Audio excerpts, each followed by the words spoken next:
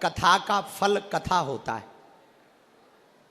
कथा का यदि फल पूछा जाए तो कथा, जैसे राम जी के दर्शन जब प्रयागराज में महात्माओं ने किए तो महात्मा सोचने लगे तपस्या का फल राम जी के यदि दर्शन है तो राम जी के दर्शन का फल क्या होगा। जब भरत जी को देखा तो महात्मा बोले तपस्या का फल यदि राम जी के दर्शन है तो राम के दर्शन का फल महात्मा भरत के दर्शन है। उसी प्रकार कथा का फल परमात्मा की कृपा, परमात्मा की कृपा का फल महात्माओं का आना, और महात्माओं का फल फिर से यही है कि कथा का फल फिर से कथा मिल जाए। और आज तो पूज्य महाराज जी की पूजनीय माता जी भी पहुंची, केरबना वाले पूज्य महाराज जी भी पहुंचे। हमारे बड़े ही प्रिय बुंदेलखंड की एक और विभूति जो अनवरत सभी संतों को लेकर साथ चल रहे हैं। मणिकर्णिका घाट से हमारा पुराना नाता है। हमारे दादाजी ने, जो हमारे दादा गुरुजी हैं, उन्होंने शरीर काशी में मणिकर्णिका घाट पर ही त्यागे थे। तो मणिकर्णिका घाट से हमारा पुराना नाता है। उसके पहले ऑलरेडी जगतगुरु परम पूज्य श्री संतोष आचार्य जी महाराज, सतुआ बाबा जी महाराज वहाँ पर झंडा गाड़े हुए हैं। आज बल्कि बुंदेलखंड के होने के बाद भी पहली बार बागेश्वर धाम आए हैं, पहली बार। ये महती कृपा है। साथ में महंत राजूदास जी महाराज जी भी आए। और हनुमत आराधन मंडल ने जो कृपा की ब्रज से आकर, हमको ऐसा लगा श्री ठाकुर जी और ठाकुरानी जी आप सबके स्वरूप में बागेश्वर धाम पर आ गए।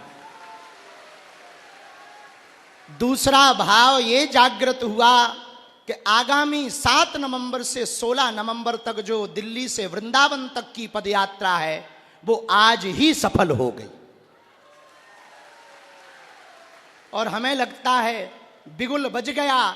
जो अभी वर्तमान में जातिवाद के नाम पर जगह जगह उपद्रव किए जा रहे, हिंदुओं को कमजोर किया जा रहा, हिंदू बट रहा, आपस में हिंदू को लड़ाया जा रहा, हम ये बड़े भरोसे के साथ कह सकते नवंबर की पदयात्रा, बांके बिहारी तक की पदयात्रा पूरे विश्व में एक नई क्रांति खड़ा करेगी और भारत को हिंदू राष्ट्र बनाने के लिए प्रेरित करेगी।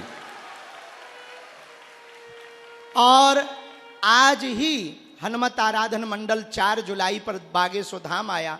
तो हम आपको सबको दंडवत प्रणाम करके कुछ दे तो नहीं सकते, पर एक वचन दे सकते हैं। उस पदयात्रा का अगर कोई हमसे पूछेगा फल क्या चाहते हो, बांके बिहारी जी भी पूछेंगे बताओ बाबा क्या चाहते हो, तो हम झोली फैला के कहेंगे ब्रज से मांस मदिरा बिकना बंद हो जाए।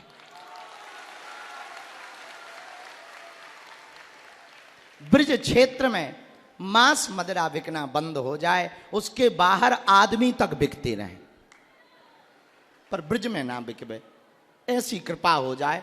हम ये प्रार्थना ठाकुर जी से करेंगे, किसी से याचना नहीं करेंगे, अपने ठाकुर जी से मांग करेंगे। हमारा भी अधिकार है।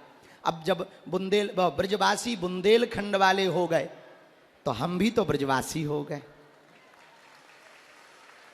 तो उस पदयात्रा में समस्त हनुमत आराधना मंडल, संपूर्ण ब्रज मंडल, हमारी सामर्थ्यता तो नहीं है, आगे पीछे कोई है नहीं, अकेले ठलुआ राम है।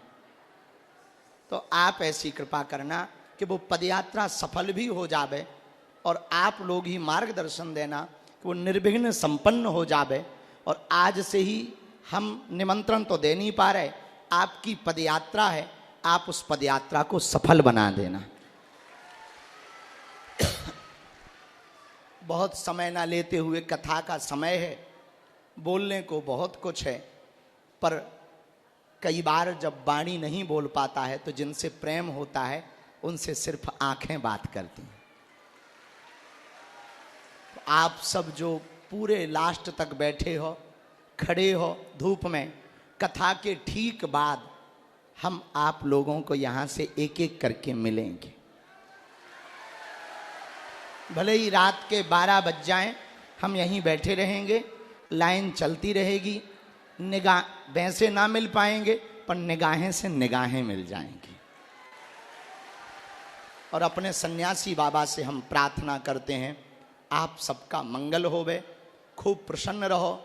जन्म दिवस पर एक युवाओं के लिए हम एक बात रखना चाह रहे हैं, जन्मदिन कैंडल बुझाकर मत मनाना, दिया जलाकर मनाना। अंधेरा करके मत मनाना, उजाला करके मनाना। उजाला करके अगर जन्म दिवस मनाओगे तो जिंदगी बाहर भी उजाले में रहेगी, अंतस में गुरु ज्ञान का उजाला होगा। और इस जन्म दिवस पर सब लोग कह रहे थे कोई प्रण लेना। अब क्या प्रण ले में, जितने प्रण हैं वो पूरे हो जावें, यही प्रण ले रहे हैं।